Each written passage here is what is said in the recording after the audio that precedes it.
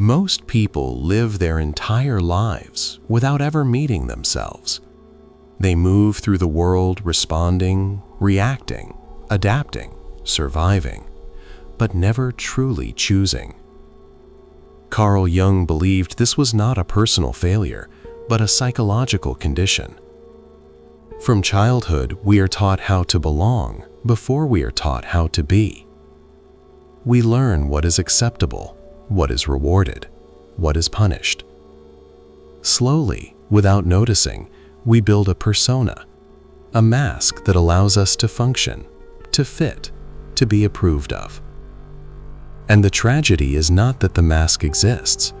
The tragedy is that we forget it is a mask. You think you are your habits, your personality, your role, your reputation. But Jung warned that what you call me is often just a survival strategy, a carefully constructed identity designed to avoid rejection, conflict, or abandonment. The quiet child becomes agreeable. The emotional child becomes controlled. The curious child becomes practical. None of these adaptations are wrong. They are intelligent responses to the environment. But when adaptation becomes identity, something essential is lost. This is where the idea of the true self begins, not as something you invent, but as something you uncover. Jung did not believe the true self was a positive, polished, enlightened version of you. He believed it was whole. And wholeness includes what you have denied, buried, judged, or feared within yourself. The parts you were told were too much, too dark, too selfish, too emotional, too strange. Those parts did not disappear. They went underground. And from there, they began to shape your life unconsciously. This is what Jung called the shadow. Not evil, not bad, simply everything in you that was not allowed to be expressed. And here is the uncomfortable truth. What you refuse to acknowledge in yourself does not remain passive. It leaks. It appears in projections, emotional reactions, unexplained anger, attraction, resentment, anxiety, and self-sabotage. You think you are choosing your life, but you are often being driven by what you have not faced. Becoming your true self does not begin with confidence or clarity. It begins with discomfort, with the realization that the version of you that feels normal may not be authentic, only familiar. Jung believed that neurosis is not a disease, but a signal that the soul is being ignored, that the inner world is demanding attention.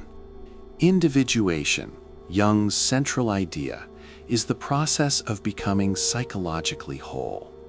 It is not about becoming special, superior, or perfect. It is about becoming real, and reality is complex. Individuation requires that you stop identifying only with the traits you like and begin taking responsibility for the traits you don't, not acting them out blindly, not suppressing them morally, but integrating them consciously. This is where most people stop, because integration requires honesty without self-deception. It requires admitting that you are capable of anger, envy, manipulation, selfishness, and fear, not to justify them, but to prevent them from controlling you unconsciously. Jung warned that people who believe themselves to be purely good are often the most dangerous because their darkness operates without awareness. The true self is not found by rejecting the ego, but by putting it in its proper place. The ego wants certainty, control, and approval. The self seeks balance, meaning, and alignment. When the ego dominates, life becomes a performance. When the self leads, life becomes an expression. As you move through individuation, something subtle begins to change. You stop over-explaining yourself. You stop chasing validation. You stop needing to be seen a certain way, not because you don't care, but because your center of gravity has moved inward. Jung called this internal authority, the ability to stand psychologically on your own feet. You begin to notice that many of your old motivations were fear-based. Fear of being misunderstood, fear of being alone, fear of being ordinary, fear of being rejected. As these fears are examined instead of obeyed, they lose their power, not instantly, but steadily. And with that loss of power comes freedom. Freedom does not mean chaos. It means choice. The choice to respond instead of react, to say no without guilt, to say yes without betraying yourself, to act from alignment rather than habit. This is why individuation often feels lonely, not because you are isolated, but because you are no longer carried by collective expectations. You are walking your own psychological path. Jung warned that this path cannot be rushed. There is no shortcut to wholeness. Anything skipped will return later as fate. What you refuse to face internally will confront you externally. Relationships, work, conflict, all become mirrors. And if you are paying attention, they show you exactly where you are divided. Becoming your true self is not a one-time awakening. It is a lifelong dialogue between consciousness and the unconscious, between who you have been and who you are becoming, between order and chaos, strength and vulnerability, light and shadow. And here's the paradox Jung left us with. The more you accept yourself as you are, the more capable you become of change. Not forced change, organic change.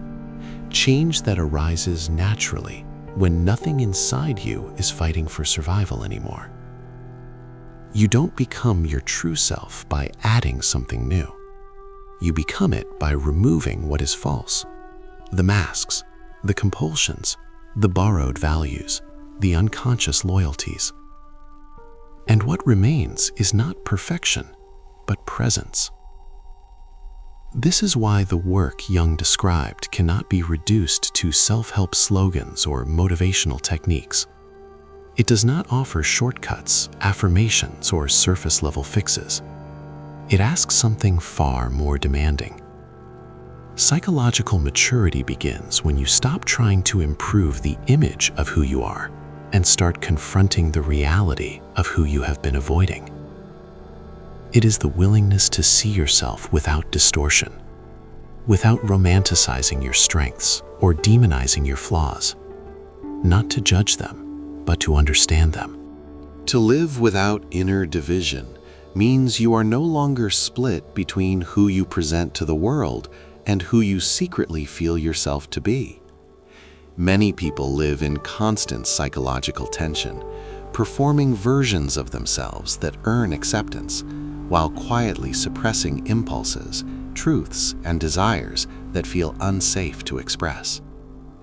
Over time, this creates exhaustion, resentment, and a sense of inner emptiness that no amount of external success can fill.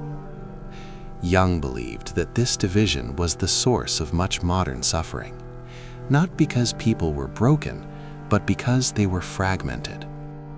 When your life becomes an expression of truth rather than a performance for approval, something fundamental shifts. Your actions stop being driven by the question, "How will this be received?" and begin to emerge from the question, "Is this aligned with what I know to be true?" This does not make you reckless or insensitive. It makes you grounded. Your words carry more weight because they are no longer rehearsed. Your boundaries feel natural because they are not defended by anger. Your presence becomes stable because it is no longer dependent on external validation. Once this process begins, Jung warned, there is no returning to unconscious living. You cannot unsee what you have seen about yourself. You may try to ignore it, delay it, or distract yourself from it, but awareness, once expanded, continues to demand integration. This is why Jung believed that ignorance was not the greatest danger, half awareness was. To glimpse your shadow without taking responsibility for it creates inner conflict.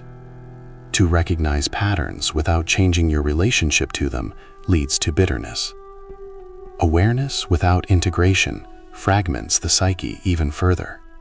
But when awareness becomes whole, when the shadow is acknowledged, not acted out blindly or rejected morally, it loses its power to control you from beneath the surface.